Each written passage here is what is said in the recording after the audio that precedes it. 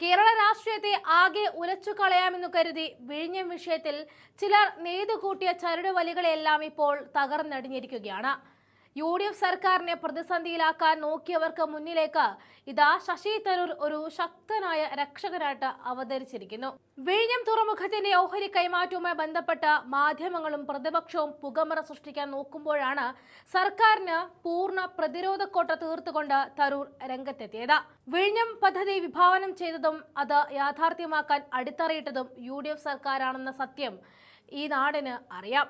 അതുകൊണ്ട് തന്നെ പദ്ധതിയുടെ വളർച്ചയും ഈ നാടിന്റെ വികസനവുമാണ് ഈ സർക്കാരിന്റെ ലക്ഷ്യമെന്ന ബോധ്യം ഈ ജനങ്ങൾക്കുണ്ട്. അദാനി ഗ്രൂപ്പ് ഓഹരി കൈമാറ്റത്തിന് അപേക്ഷ നൽകിയപ്പോൾ തന്നെ വളരെ കൃത്യവും സുതാര്യവുമായ നിലപാടാണ് മുഖ്യമന്ത്രി VD സതീശൻ സ്വീകരിച്ചത്. ചീഫ് സെക്രട്ടറിയുടെ നേതൃത്വത്തിലുള്ള ഉന്നതാധികാര സമിതി ഇതിന്റെ എല്ലാ നിയമവശങ്ങളും അരിച്ചുപെറുക്കി പരിശോധിക്കുകയാണ്. ഈ റിപ്പോർട്ടിന്റെ അടിസ്ഥാനത്തിൽ മന്ത്രിസഭാ യോഗം ചർച്ച ചെയ്ത് മാത്രമേ അന്തിമ തീരുമാനമെടുക്കൂ എന്ന് സർക്കാർ വ്യക്തമാക്കി കഴിഞ്ഞതുമാണ്. സുതാര്യത മാത്രമാണ് ഈ സർക്കാരിന്റെ മുഖമുദ്ര. ഈ ഘട്ടത്തിലാണ് സർക്കാരിന് നേരെ ഉയർന്നു വന്ന എല്ലാ രാഷ്ട്രീയ അമ്പുകളെയും നെഞ്ചു വിരിച്ചുകൊണ്ട് നേരിട്ട് ശശി തരൂർ മാസ് എൻട്രി നടത്തിയത്. സർക്കാർ അനുമതിയില്ലാതെ ഇവിടെ ഒരു ഓഹരി കൈമാറ്റവും നടക്കില്ല എന്നും നിയമങ്ങൾ പാലിച്ച് മാത്രമേ എല്ലാം ചെയ്യൂ എന്നും തരൂർ പ്രഖ്യാപിച്ചു കഴിഞ്ഞു.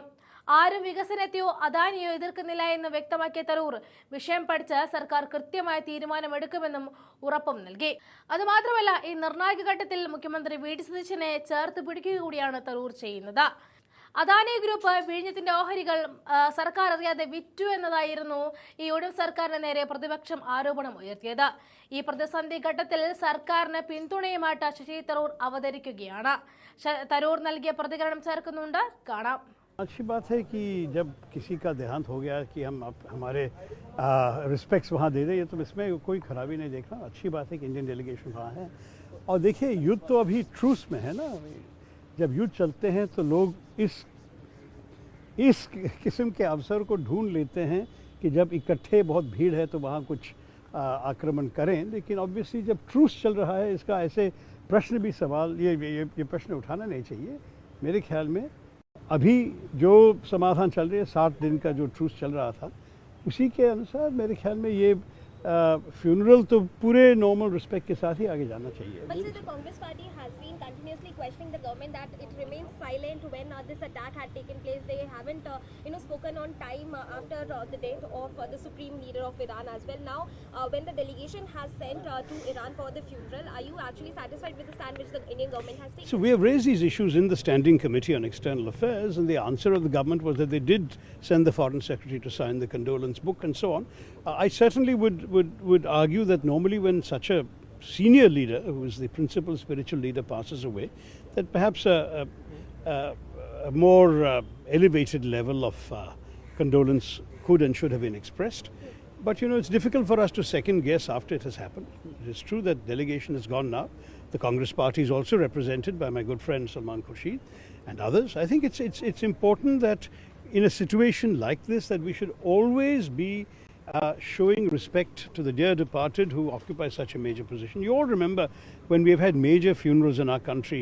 Indira Gandhi's funeral is now perhaps too far back in the memory for some of you to remember, but even Mother Teresa's funeral, the passing away of Rajiv Gandhi, the assassination, all of this witnessed world leaders coming to India. It's a normal thing, and therefore for countries from around the world to go to express their condolences and pay their respects to the departed soul is a very normal thing. I think we should not be making a big political issue out of that. വിഴിഞ്ഞം വിഷയത്തിൽ ഇപ്പോൾ സർക്കാരിന്റെ തീരുമാനമില്ലാണ്ട്, പിന്തുണയില്ലാണ്ട് Adani group നേരിട്ട് ഓഹരി കൈമാറ്റത്തിന് ശ്രമിക്കുന്നു എന്നൊരു ആക്ഷേപം ഉയർന്നിട്ടുണ്ട്. നിങ്ങളൊരു പക്ഷേ എൻ്റെ ട്വീറ്റ് കണ്ടിട്ടുണ്ട്. ഈ വാർത്ത വന്ന ഉടനെ ആ സമയത്ത് തന്നെ ട്വീറ്റ് ഇറക്കിയപ്പോൾ പറഞ്ഞു, എൻ്റെ അറിവിൽ ഇങ്ങനെ ഒരു കാര്യത്തിന് ഗവൺമെൻറ് ക്ലിയറൻസ് ഉണ്ടാവണം. അതിൻ്റെ അർത്ഥം സംസ്ഥാന സർക്കാരും കേന്ദ്ര സർക്കാരും രണ്ടും അവർ അഭിപ്രായം പറഞ്ഞ ശേഷം, ക്ലിയറൻസ് കൊടുത്ത ശേഷം മാത്രമേ നമുക്ക് ഇങ്ങനെയൊരു സെയിൽ ഓഫ് ഷെയർസ്, ഒരു ട്രാൻസ്ഫർ ഓഫ് ഷെയർസ് അംഗീകരിക്കാൻ സാധിക്കുള്ളൂ. അതാണ് സാധാരണ നിയമപ്രകാരം. അതന്നെ ഇപ്പോഴും ശ്രീ പിണറായി വിജയനും ശ്രീ VD സതീശൻ രണ്ടാളും പറഞ്ഞിരിക്കുന്നത് തന്നെയാണ്. അപ്പോൾ എൻ്റെ അഭിപ്രായത്തിൽ ഇനി ആ പ്രോസസ്സ് നടക്കട്ടെ. എനിക്ക് എപ്പോഴും ഈ ലോയർമാരെ ഇടപെട്ടിട്ട് ഒരു പക്ഷേ ഇൻറ്റർപ്രിറ്റേഷൻ്റെ വിഷയം വരാം. ചിലവർ പറയുന്നു അത് 24% കൂടുതലാണെങ്കിൽ, അങ്ങനെയാണ് ഞാനും വായിച്ചത്, അവർക്ക് സർക്കാരിൻ്റെ അനുമതി വേണ്ടി വരുന്നത്. മറ്റേവർ ചിലവർ പറയുന്നു അല്ല 74% വരെ അവർക്ക് ട്രാൻസ്ഫർ ചെയ്യാനുള്ള പൂർണ്ണ അവകാശമുണ്ടെന്ന്. ഇതിൻ്റെ വിഷയത്തിൽ എന്തായാലും രണ്ട് കാര്യം മനസ്സിലാക്കണം. സംസ്ഥാനമാണ് ഭൂമി കൊടുത്തിരിക്കുന്നത്. അതിനർത്ഥം നമുക്കൊരു വെസ്റ്റഡ് ഇൻട്രസ്റ്റ് ഉണ്ട് ഇതിൽ. രണ്ടാമത്തത്, നമ്മൾ ഈ തുറമുഖം കെട്ടുമ്പോൾ നമ്മളുടെ ഉദ്ദേശമായിരുന്നത് എല്ലാ ഷിപ്പിംഗ് കമ്പനീസും അതിനെ ഉപയോഗിക്കണം. ഭാവിയിൽ ഈ MSCയുടെ കപ്പൽ തന്നെ വരുന്ന നിർബന്ധമുണ്ടാകാൻ പാടില്ല. ഇതൊരു മൾട്ടി ഷിപ്പിംഗ് ലൈൻ പോർട്ടായിട്ട് തന്നെ തുടരണം. അതുപോലെ തന്നെ നമ്മളുടെ കേന്ദ്ര സർക്കാരിലൊരു ചിന്ത എപ്പോഴും ഉണ്ടാവുന്നത് നാഷണൽ സെക്യൂരിറ്റി വിഷയങ്ങളാണ്. നിങ്ങൾ ഒരു പക്ഷേ ഓർമ്മിക്കുന്നുണ്ടാവും, ഈ വിഴിഞ്ഞം തുറമുഖൻ്റെ ടെൻഡർ അപ്രൂവൽ തുടങ്ങുന്ന മുമ്പ് 3-4 നേരത്തെ ബിഡുകൾ ഫെയിൽ ചെയ്തിട്ടുണ്ടായിരുന്നു. കാരണം അതിൽ ചൈന കമ്പനീസിൻ്റെ ഇൻവോൾവ്മെൻറ്റ് ഉണ്ടായ കാരണം കേന്ദ്ര സർക്കാർ, അത് BJP സർക്കാർ മാത്രമല്ല കോൺഗ്രസ് സർക്കാരും ആ സമയത്ത് ആ അപ്രൂവൽ കൊടുത്തിട്ടുണ്ടായിരുന്നില്ല. അതുകൊണ്ട് ഇങ്ങനെ വലിയൊരു തുറമുഖൻ്റെ വിഷയത്തിൽ സർക്കാരിൻ്റെ അഭിപ്രായം ചോദിക്കാതെ ഒരു കാര്യത്തിന് ഫൈനലായി എടുക്കരുതെന്നാണ് എൻ്റെ അല്ലല്ല ആരും എതിർക്കുന്നത്. നമ്മൾക്ക് ഈ തുറമുഖൻ്റെ വളർച്ച ആവശ്യമുണ്ട്, അതിനെക്കുറിച്ച് ഒരു സംശയമില്ല. ഞാൻ അതിന് വേണ്ടി ഒരു 15 വർഷമായി സംസാരിക്കുന്നു.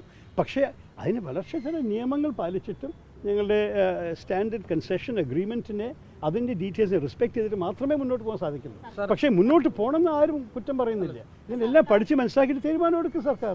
രാഹുൽ ഗാന്ധി ഒരു സമയത്ത് JPC അന്വേഷണം വരെ ആവശ്യപ്പെട്ടിട്ടുണ്ട്. അടുത്ത പോയിന്റിന് വൈകി